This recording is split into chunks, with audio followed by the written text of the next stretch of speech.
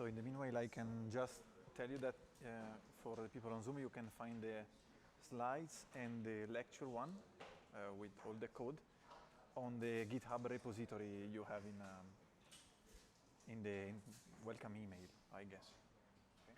Which is kiboteam/kiboedu.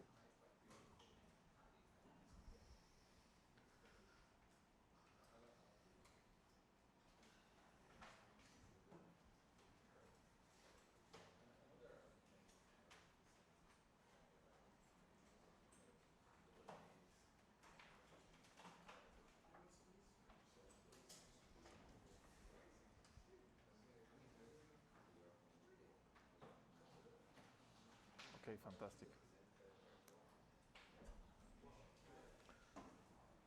Dario, iniziamo? Ancora qualche minuto? Posso? I don't know.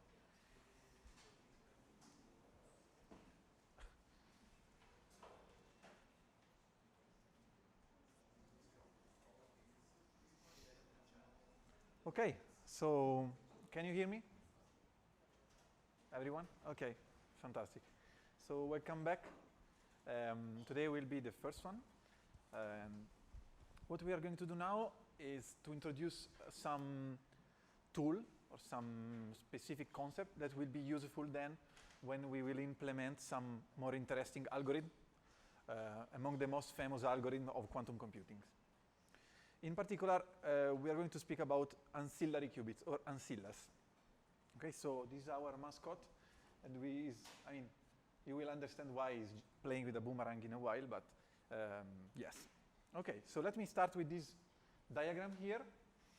With ancilla, or ancillary qubit, or qubits, depends on how many you have, we typically refer to a set of qubits that are extra qubits. So you have your system of qubits, and then for some reason, you need extra qubits to perform some operations. Here I provided you with some reasons, some scenarios in which you could be, you could need some extra qubits.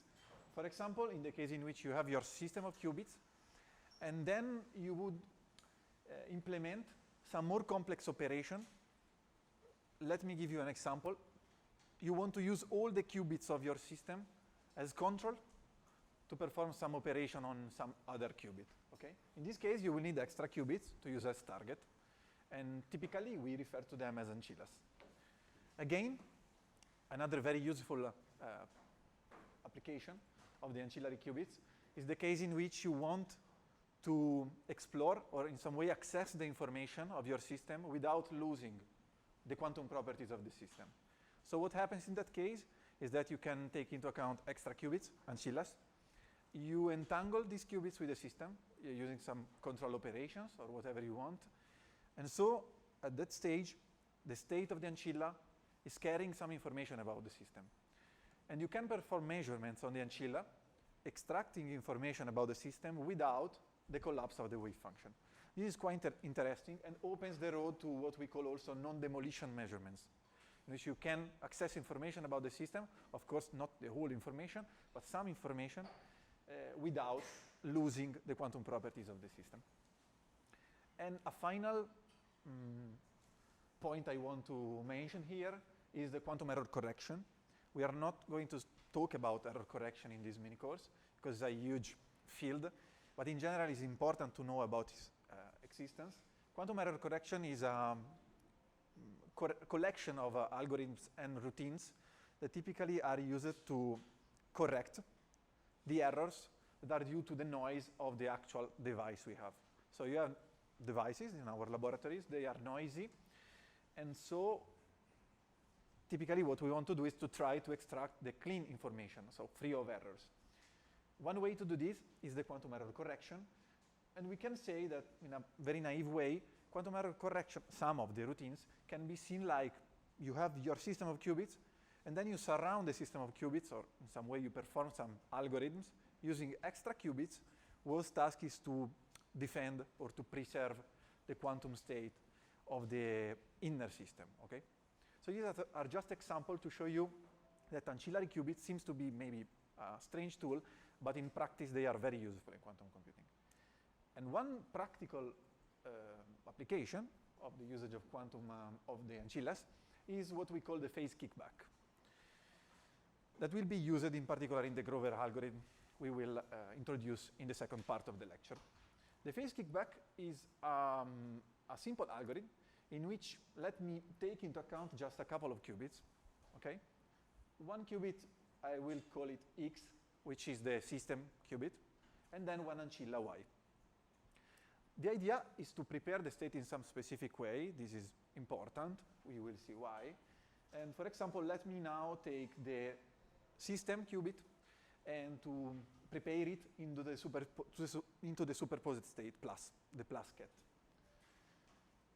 In the same time, we take the ancilla and we prepare it into the one state. Okay? This will be important. Now, let me consider a gate, so a unitary operator, for which the vector 1, the ket 1, is eigenvector. So typically, an eigenvector, if you take into account a matrix or a unitary operator, an operator in general, is a vector such that if you apply the matrix on the vector, then you will have the same vector as return multiplied by some coefficient, which is the eigenvalue associated to that vector. Okay? This is algebra. Now, what happens if we now apply a controlled G operation using X as control qubit and Y as target qubit? I just remind you that in the controlled operations, you basically act on the target only if the state of the control qubit is 1. Okay?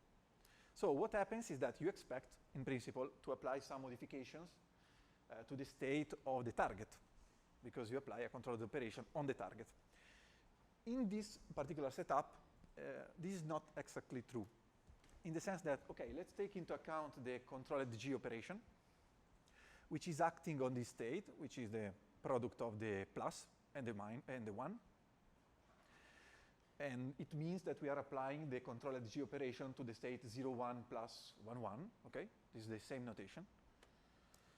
And in practice, what we do is not applying the G to the first element, because the control qubit is in the 0 state, and applying the G to the second, in which the control qubit is in the 1 state.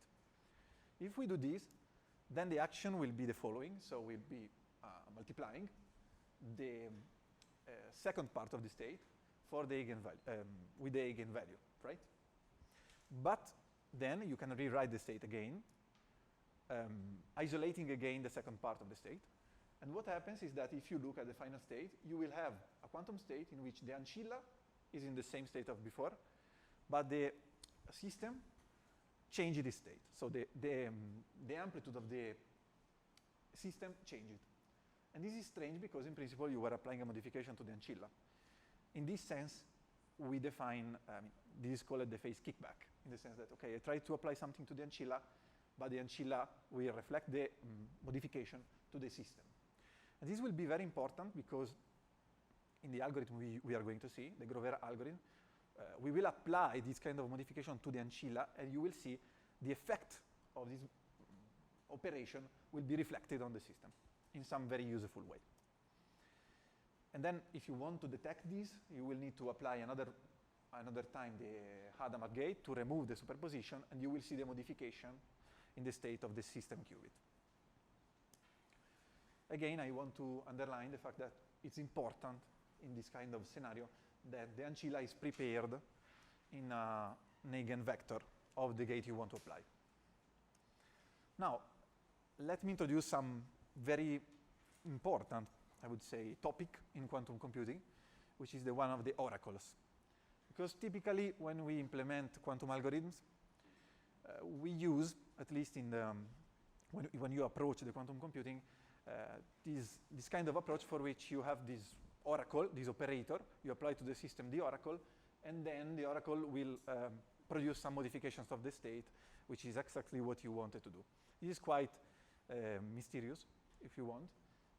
Indeed, we refer it at oracles, like the Greek oracles. You ask the oracle and you just wait for the answer. But in general, this will be, it's something that you face when you're doing quantum computing. Then in the lecture you will see we will open the oracle, and we will see in practice how to implement the oracles. But in practice, this is important. So typically, we say that the oracle, let me go to the final shape of the slide. The oracle is acting on the system that's composed of X and Y. In a general framework, you refer to X as input register and Y to output register. In our case, typically, we will call X the system qubits, and Y the ancillary qubits. Okay? And the action of the oracle, typically, is the one you see in the picture. So you apply some operation to the output register. That O plus operation is called addition modulo 2. I don't know if you are familiar with this kind of logic, but since we use a binary setup, using just zeros and 1, I reported here the operations you can find. So 1 plus 1 with this kind of operation is 0, 0 plus 0, 0, 0 plus 1, 1, 1 plus 0, 1. Okay? This came out from the logic of the informatic.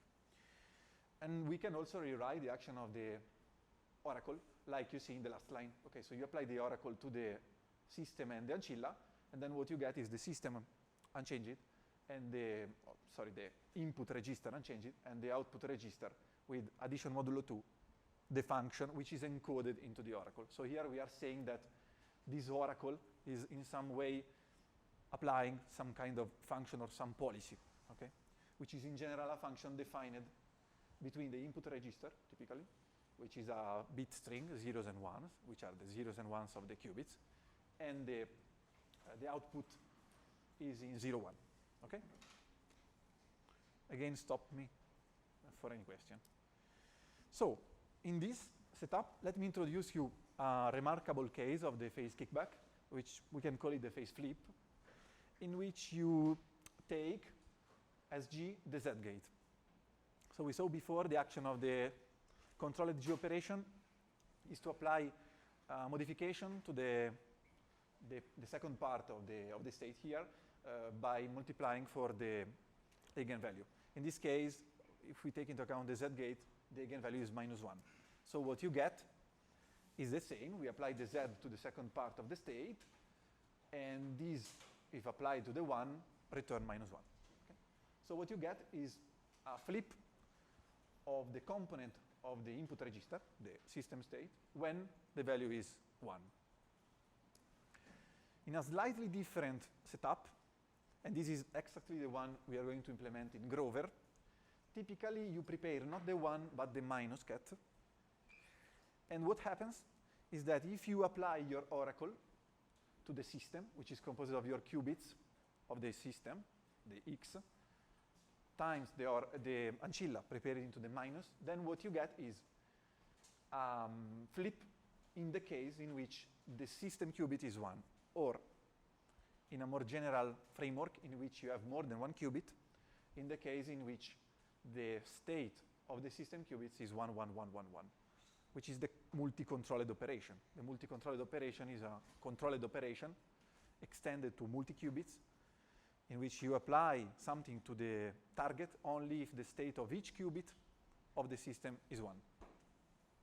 Okay? If you want, then we can also have a proof of this. If you want to spend some time on the blackboard, we can just prove it, but it's quite straightforward. So before jumping to the code, let me just mentioning some algorithms in which this kind of application is useful. You maybe know some of them. Doi-Jozsa is quite famous. You use some oracle to understand if a target function is balanced or not, or constant. So if it returns always the same result, or half of the time one result, half of the time the other result.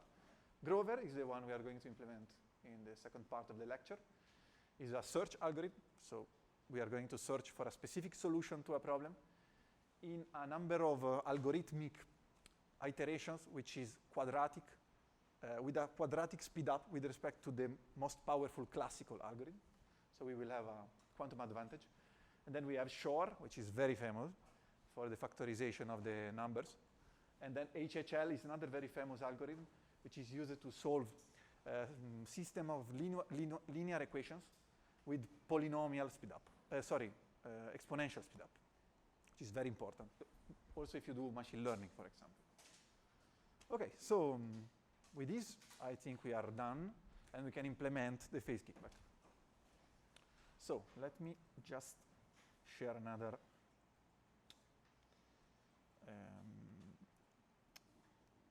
window.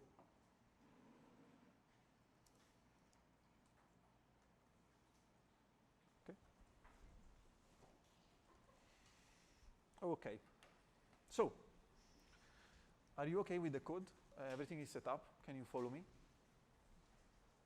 Okay. Fantastic. So, as yesterday, probably you will need to install Kibo, KiboJIT, and the KiboIdo package if you don't have it already installed. Let me do it for at least KiboIdo, but I will do it for everyone. Okay. So I just uncomment these lines.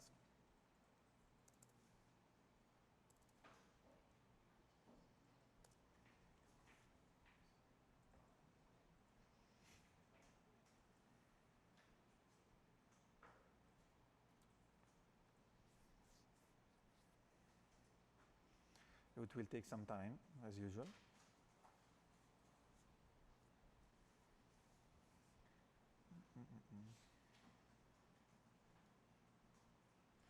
In the meanwhile, we can start to write down the imports. As yesterday, we need to import Kibo. And also we need to import from Kibo some of the modules we have in Kibo. So from Kibo, import circuit and gates. And then again from KiboEdu dot scripts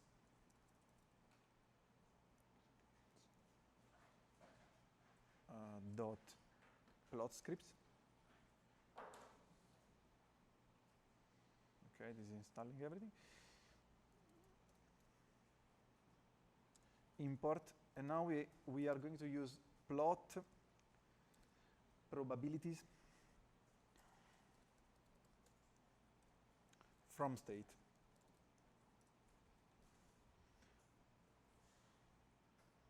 Why KiboEdu does not install it?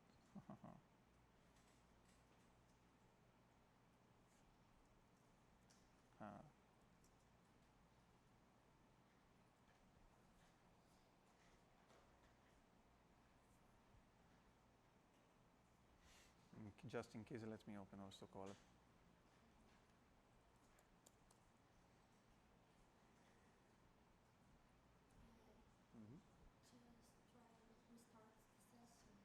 Restart the session?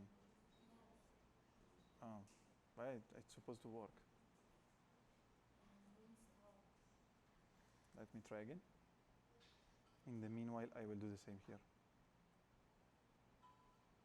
Just to be sure we have everything.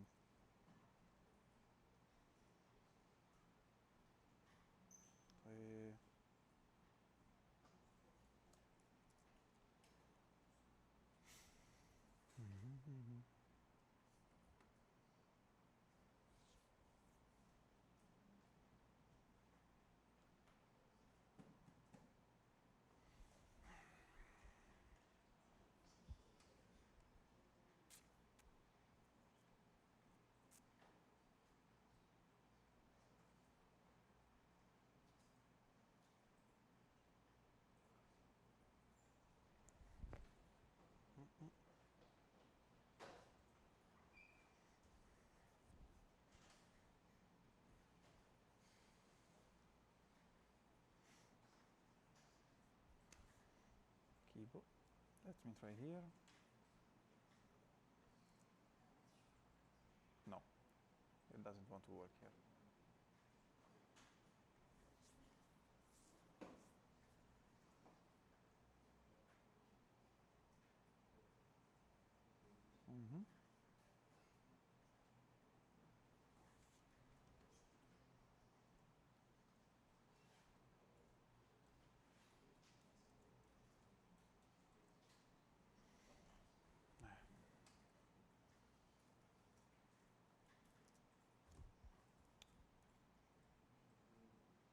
so come mai non sia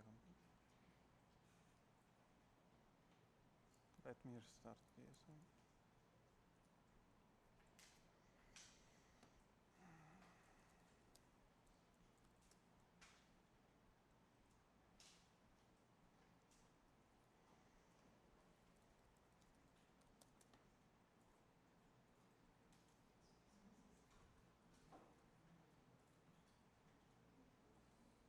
Mm-hmm.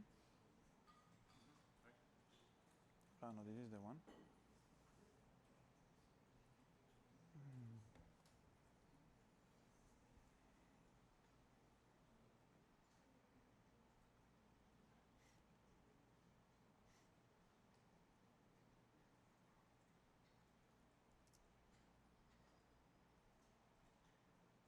Okay, now we have it.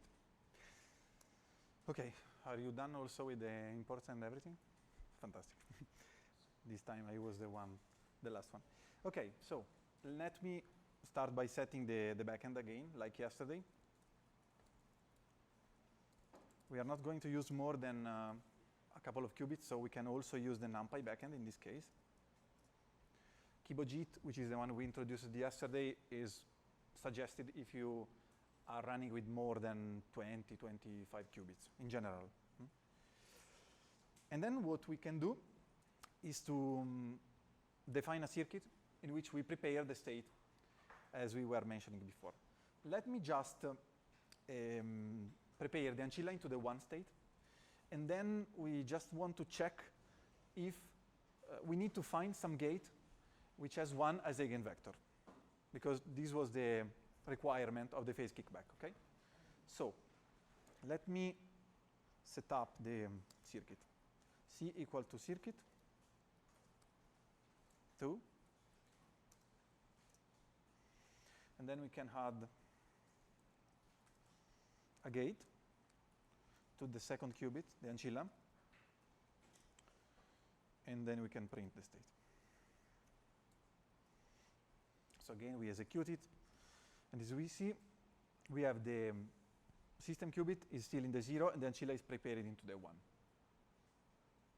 Okay, now, later to this circuit here, we are going to apply also the Hadamard gate to the first qubit. We can also do it now if you want. So c.add gates.Hadamard to the qubit 0. And okay, so for now, we prepared this state here. Now, as I was mentioning, we need to check to find a gate which has 1 as eigenvector. In particular, I would like you to use in this case the T gate, which is a specific rotation. But now I will show you that T is indeed a gate for which 1 is eigenvector. To check this, we can set up a circuit of 1 qubit, set this qubit into 1, then we apply the gate, and we see what happens to the state. So C equal to circuit, 1 qubit. Then we apply the NOT gate to the qubit. Sorry, C.add gates.x 0. Okay. So if we print the state, is similar to the one we printed before, but with just 1 qubit. So all the probability is on 1. And then we apply a NOT gate, a T gate, as I was mentioning. So C.add gates.T to this same qubit. If 1 is eigenvector, we expect to have again 1, but we expect to change the amplitude in front of the 1. And this is indeed what's going on. As you can see, the amplitude is changed. Part of the amplitude moved to the imaginary part, but the vector is still 1. Okay. See. Yes. Maybe the T gate is quite mysterious for you. So I will show you the T gate here. Maybe I will zoom. Let me zoom. No? Okay. The T gate has this shape. And if you compare it with a rotation around the z-axis, like we should have somewhere here, around the x-axis, something similar to a rotation, not exactly a rotation, okay, as this shape here, okay. So basically we are rotating part of the state of pi half in practice, but we are performing a modification of the state on this way. So now what I want to do is to write a function in which we can decide if apply this T gate on the system we presented before, so to the Hadamard, in which the system is prepared into the Hadamard gate, so the superposition state. But also we could be able to decide if we want the kickback or not. So, I mean, just follow me and we will see it. So let's define a function. We can call it execute circuit.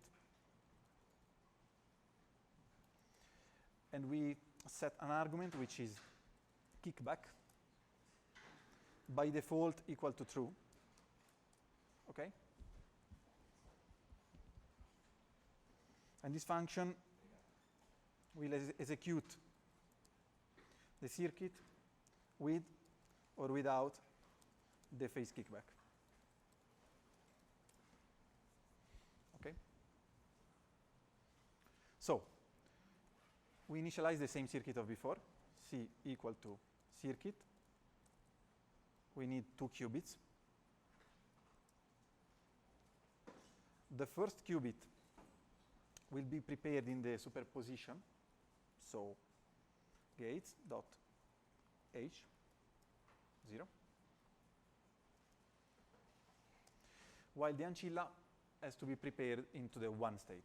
So we add C dot add gates dot X 1. So we are applying an Hadamard gate to the system qubit and one ancilla to the one NOT gate to the ancilla. Now is the moment in which we want to apply the phase kickback or not. So if kickback,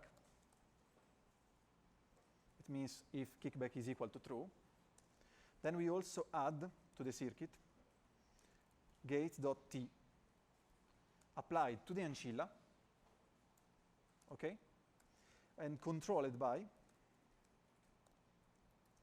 the system. Are you okay with this definition? So we selected the gate.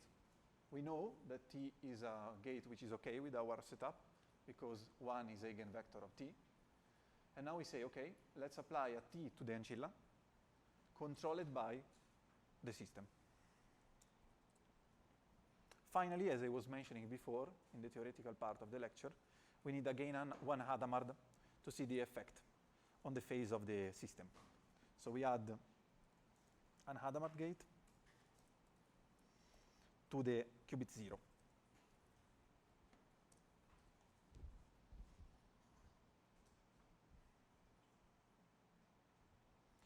Then we can add measurements.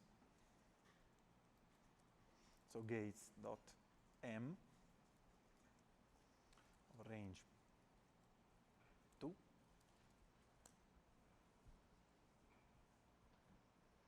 And let me write this function here, executing the circuit with some specific number of shots we set by default to 1000, for example.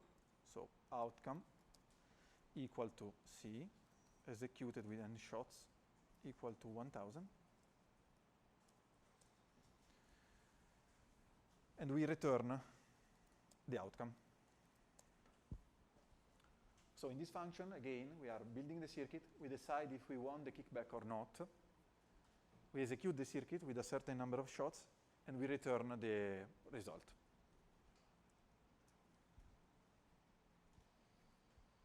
Now, let me check what happens if we set kickback equal to false. So we don't apply the T gate. So our outcome will be the output of execute circuit with kickback equal to false. Can you see the code? You want me to zoom? Yeah, okay, just tell me in case.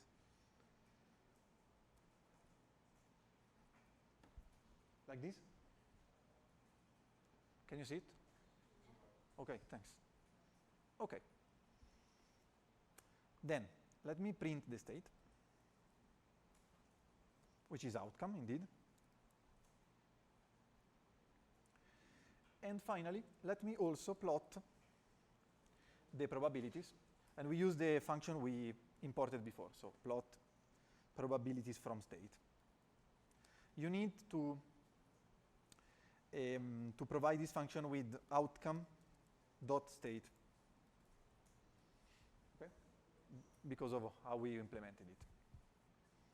So if we run this cell, we will have one state, which is the 0, 1 state. So in the end, it's not changing anything, okay? Because the system qubit was prepared into the in the 0. It started from the 0, then we applied an Hadamard, but then we reapplied an Hadamard. And we are speaking about gates which are unitary operators, so we apply Hadamard. Again, Hadamard is like doing nothing on the system. So we are back to the 0 state. The ancilla was prepared into the 1, and so we expect the state to be 0, 1, indeed, with all the probability there, okay? Now, what I want to do is to repeat this, but with the kickback activated. So, we just collect again outcome equal to execute circuit, but this time we set kickback equal to true.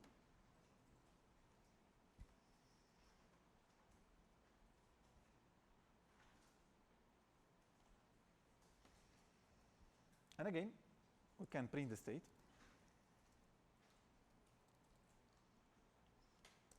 And plot the probabilities.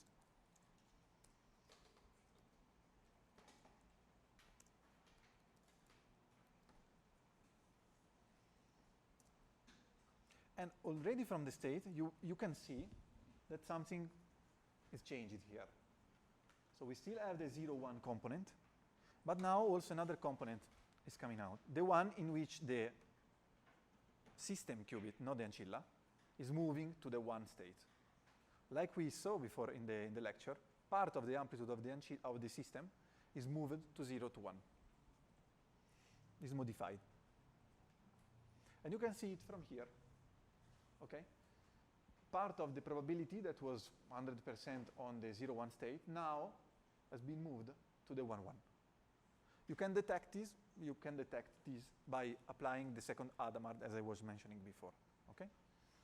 So, basically, we are proving what we saw before, and now I will ask you. I mean, the answer is quite explicit because I already mentioned it during the lecture. But can you find another gate instead of G?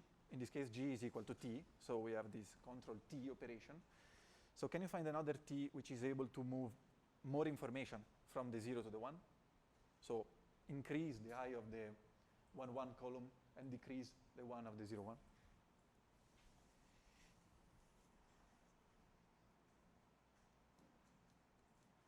Do you follow the question? It's clear? Sure?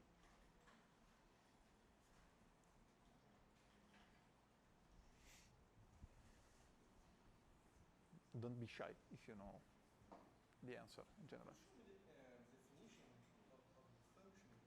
The T? The function, you mean?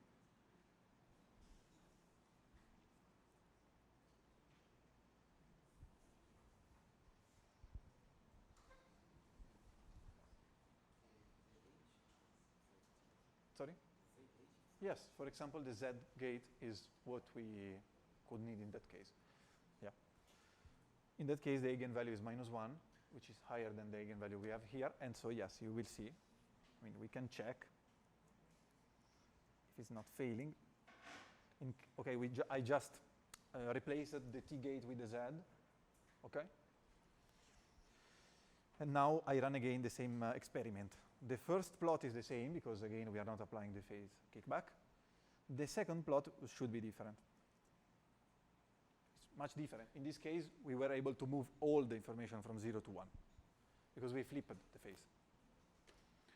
In general, you can use maybe parametric gates, rotation, for example, and try to understand for which parameter of the rotation you move more information from one component of the state to the other component of the state.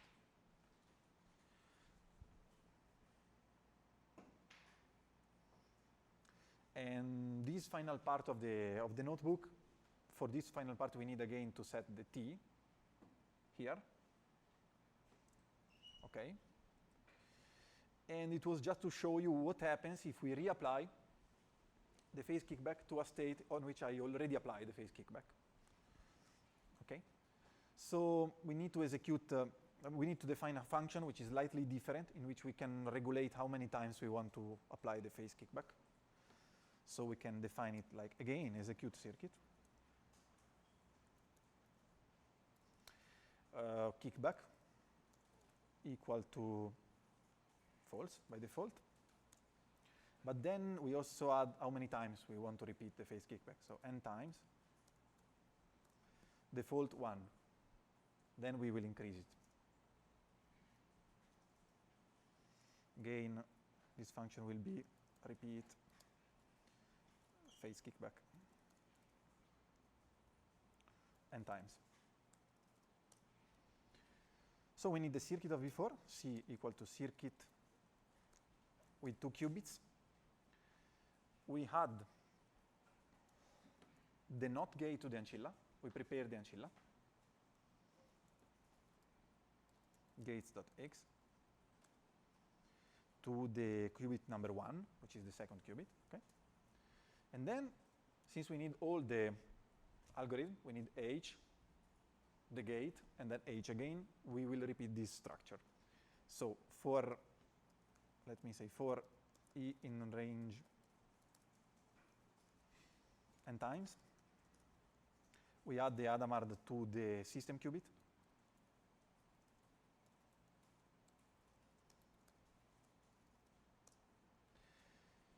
If kickback, we add the control T, so C.add gates.T applied to the ancilla and controlled by the system, which is 0. Okay? And then we need to reapply the Hadamard.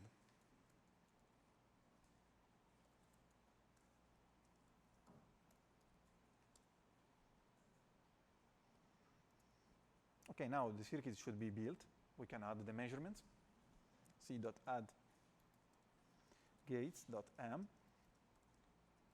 range 2.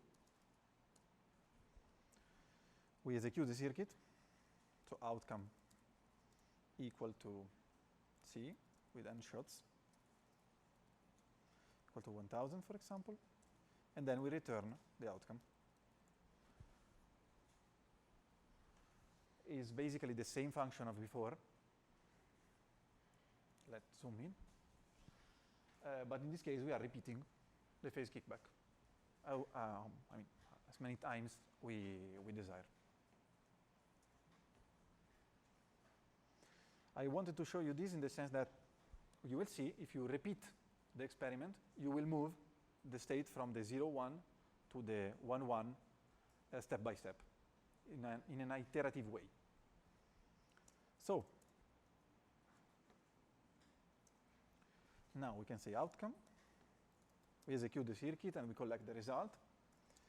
Execute circuit with kickback equal to true and n times equal to 1, like before.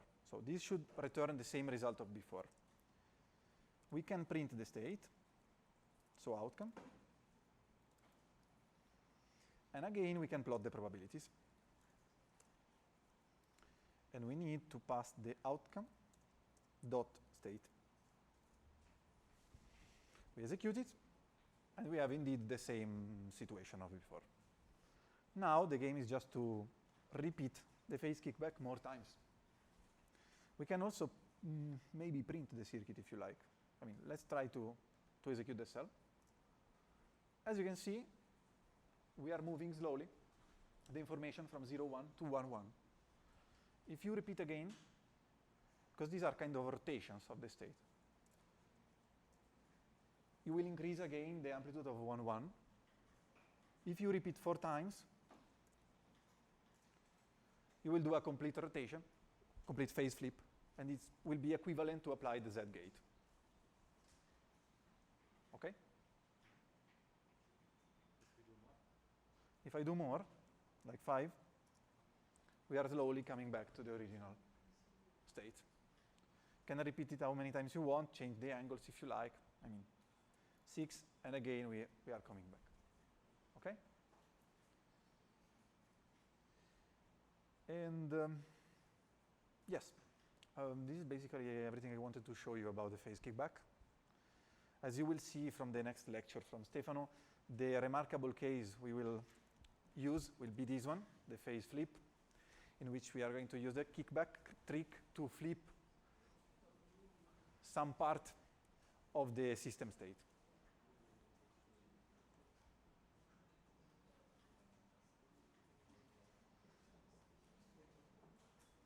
Any question so far?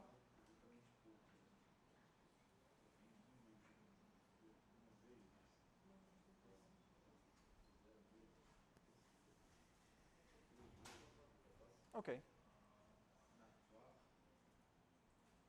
So I will wait, I check on Zoom. Maybe we have questions on Zoom? No. Everything fine from Zoom? Did you manage to follow?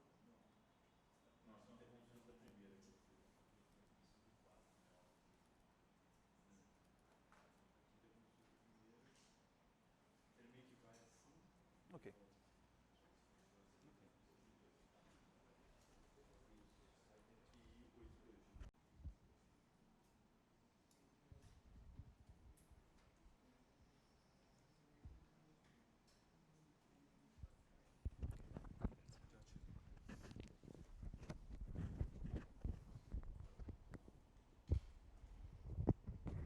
Okay, very good. So at this point, given that we have already seen this ancilla and kickback mechanism, let's try to build some algorithm that from a theoretical perspective is quite useful and powerful in terms of quantum computing. No? So this will be the first algorithm that we are designing that can get some advantage in comparison to the classical counterpart. So the Grover is a search algorithm that was defined years ago by Grover. And the goal is to identify an item along a long list of candidates. Now, for example, this is the typical case for those 3 examples that I'm showing here, from finding the proper card in a jack of clubs, find the password code if you have several numbers and several combinations, or if most interesting, if you have to find a combination of molecules or a specific solution, for example here, finding the cobra poison, we have to explore and identify the best configuration. So in principle, if we start counting the amount of operations that we have to do in order to identify the item, you can see that, for example, in the case of the cards, we have 52 items to check. In terms of passwords, if we have 10 numbers, the combinations are 10 to the 10 passcodes. And finally, if we go for the molecules, we have to test 10 to the 20 molecules. So this is a lot. No? Now let's quantify in terms of numbers, in terms of computational time that we have to spend on those problems. Let's suppose that classically, the operation, the time cost associated to the researcher to an algorithmic call for an item is something around 10 to the 8 seconds, a little bit more than nanoseconds for both devices, classical and quantum. No? So if that's really the case, on a classical computer, you can see that we will spend something like a half microsecond for the jack of clubs sorting and identification. So this is pretty fast. We then, if you move to the passcode example, we have to spend 100 seconds, so this is already increasing. But if we check the cobra antidote, so 10 to the 12, we are at 31,000 years, so this is a lot of time. Obviously, you can try to parallelize, I mean, you can try to distribute this computation better, but if you look at it specifically, the time that is required for the operation is a lot of time. Now, the same computation using a quantum computer will be much, much faster thanks to Grovers. So in the case of Grover, we will go from half a microsecond to at least 1 order of magnitude downstairs. In terms of passcodes, we move from 100 seconds to 10 to the minus 3 seconds, so microseconds. In terms of the Cobra antidote, from 31,000 years to 100 seconds. So you see that in this particular scenario, quantum computing could really make a difference, and prove that we can get better. Now, let me show why this happens and how can we do that, because it looks like a little bit very, very astonishing in terms of performance.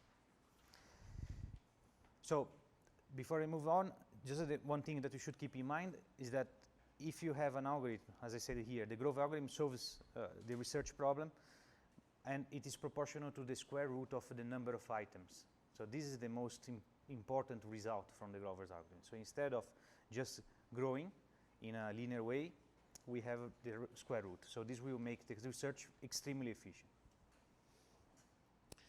Now, to do this analysis, what we have to consider is a system with n plus 1 qubit. So just pick up a system. Let's say that we have n, and those n elements are the ones where we are using and using for the algorithm determination. And the plus 1 is the ancilla, the one that Matteo presented with the kickback.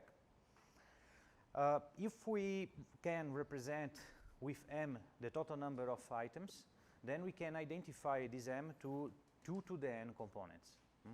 So that's the idea. We try to match the number of qubits and the number of items in our space to the physical quantum system.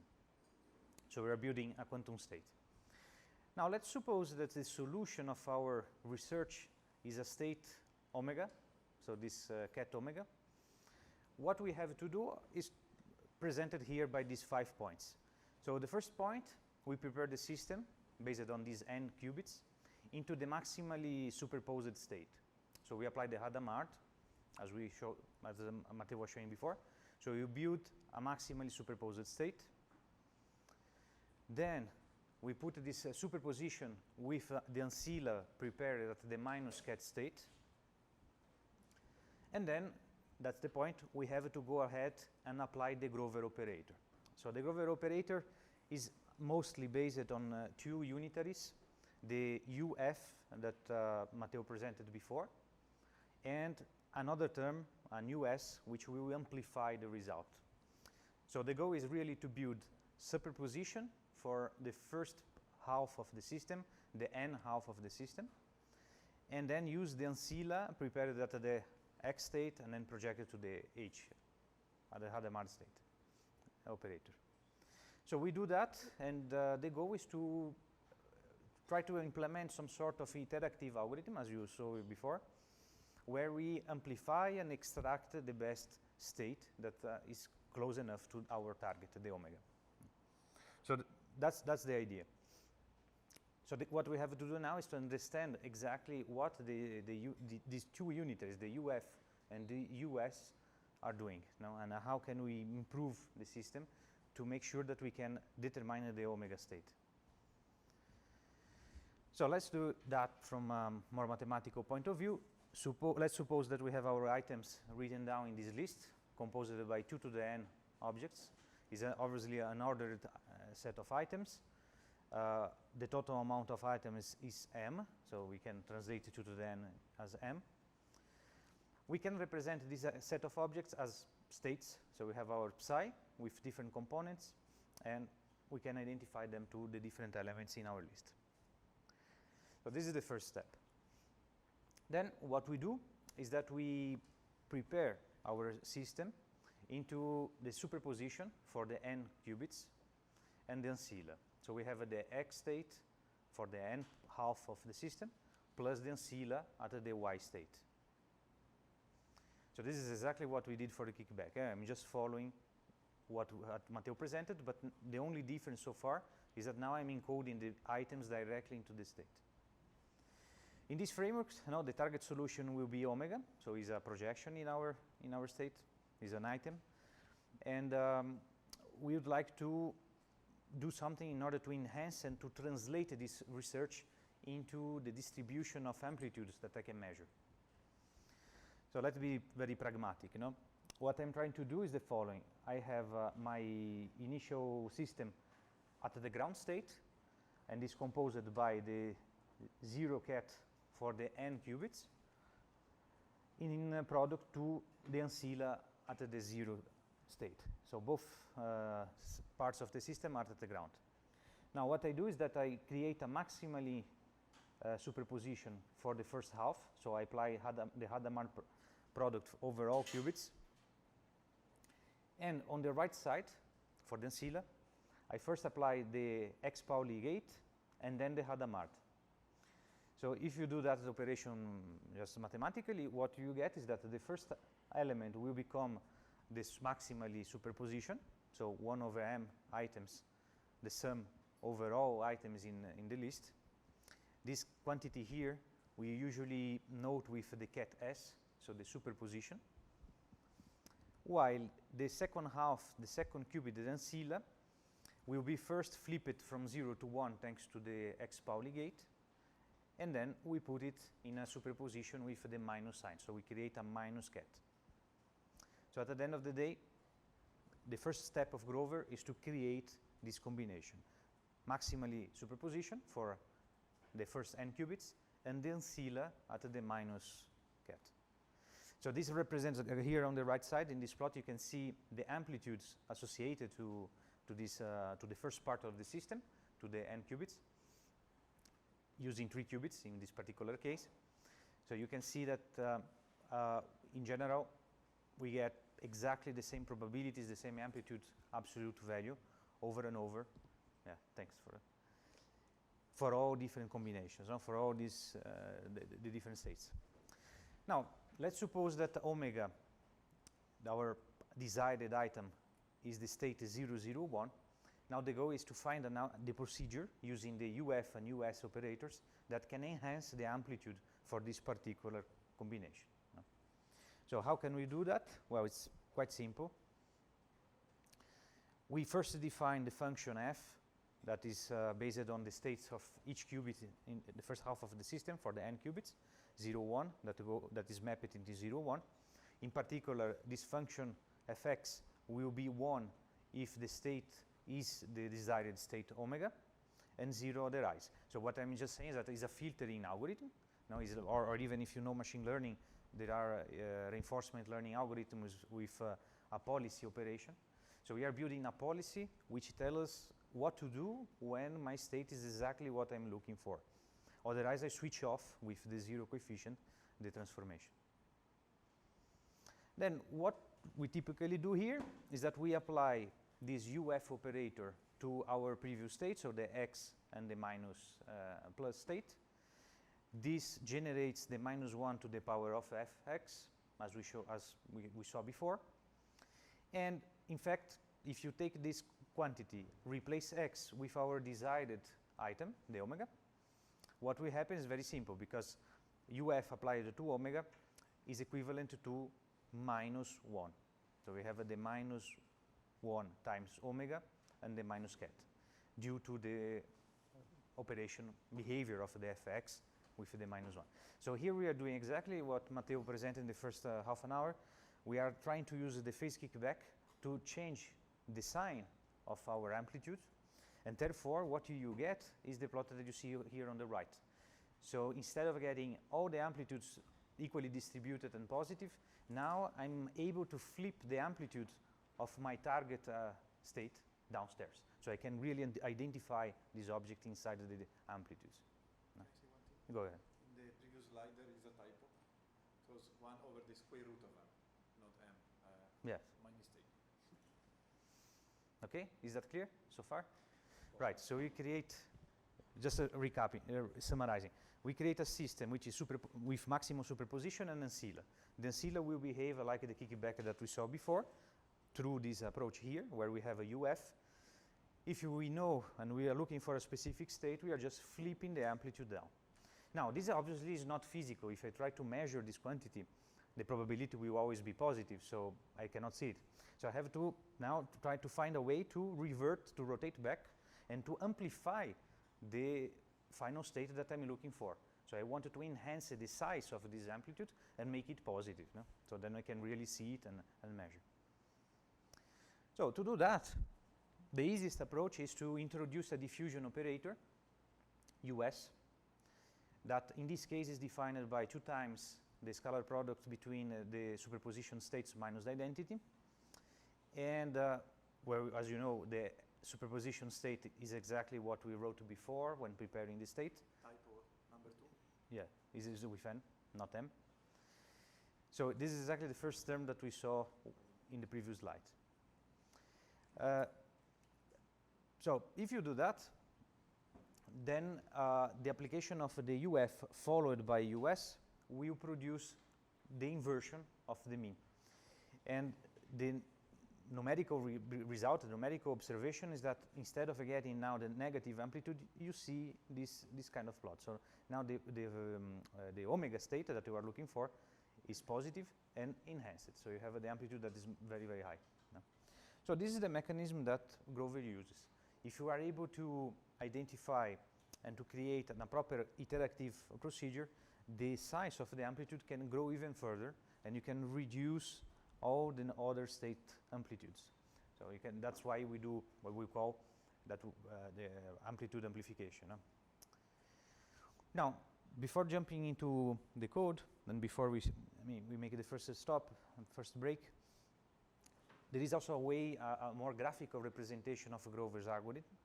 And this is typically done by representing our states into two-dimensional projection. So here in this plot, I'm showing in the y-axis the state that I'm looking for, omega. So in principle, I wanted to get it. I wanted to get my result really with a high modulo, a high positive module on that direction. All the other components are the perpendicular components of W, and usually they are not, are the states that we are not looking for, are the other states of the system. So when we created the maximally superposition, S, what we are doing is that we get some direction that is pointing to the right solution plus the other solutions.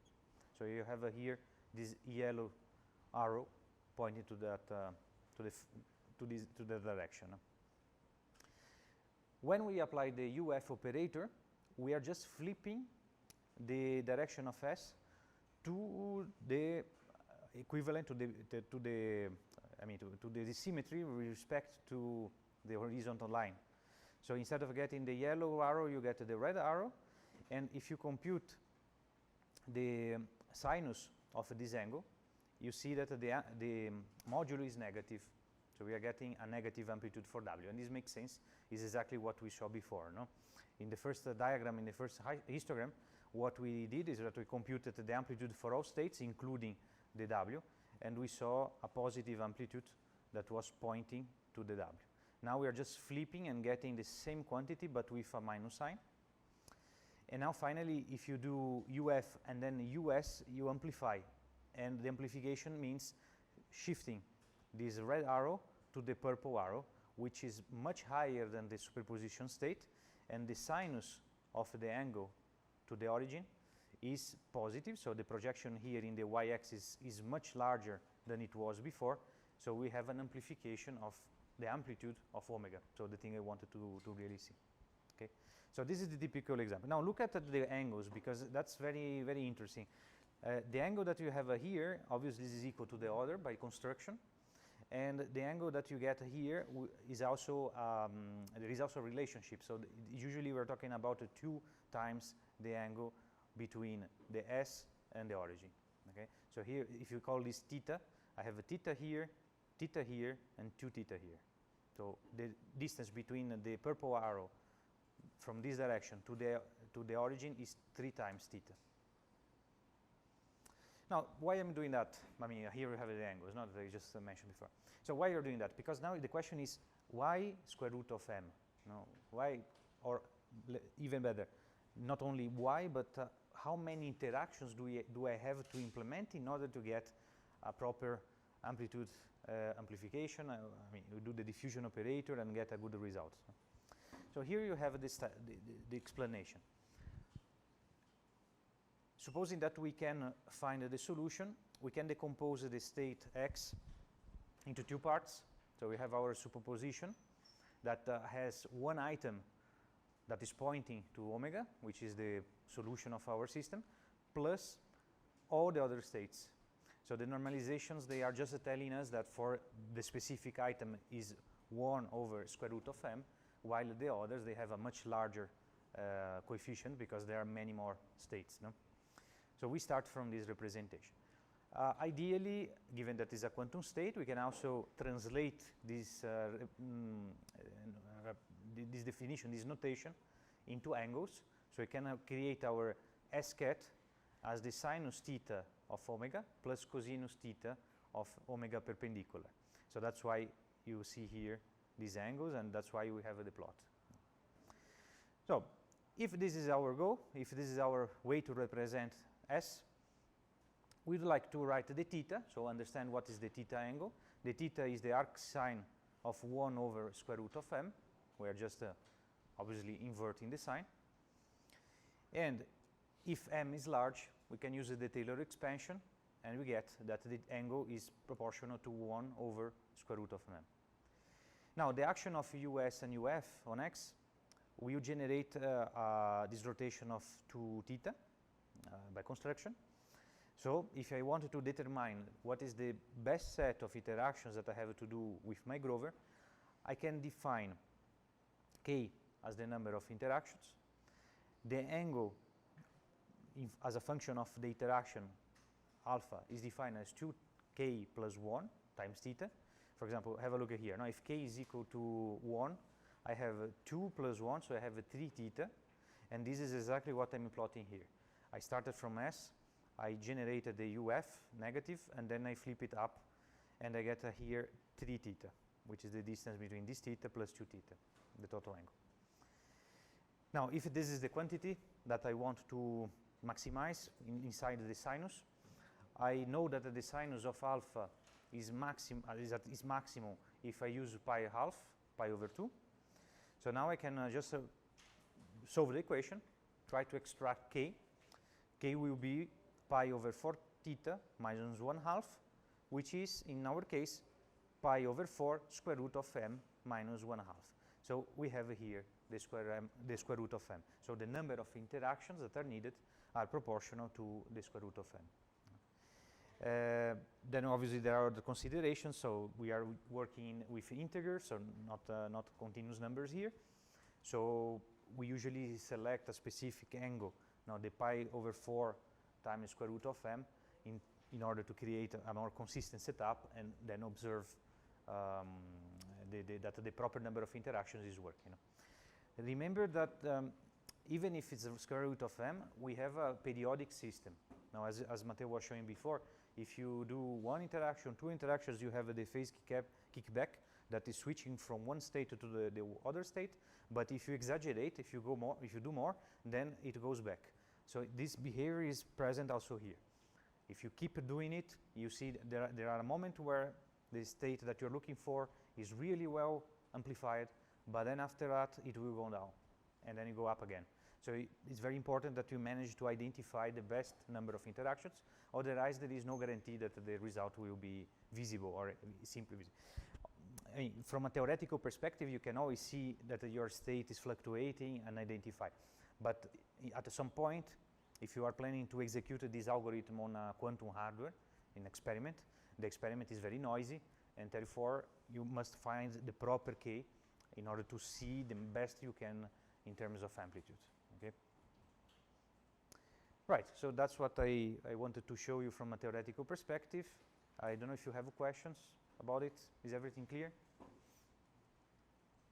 So remember that in comparison to a linear search algorithm, or even any other very simple classical algorithm for sorting, like selection sort, which is m squared in our case, Grover is extremely efficient, because it's really saturating at the square root of m. So you cannot spend a lot of time waiting. This will be extremely efficient. If you want to know more about the mathematics of Grover, there are a lot of proofs, a lot of demonstrations.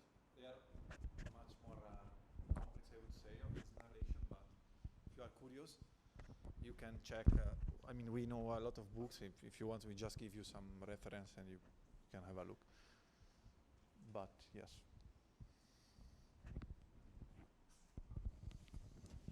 Okay, any question?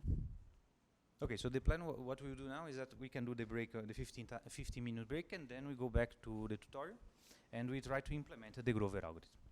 So see you at 3:20.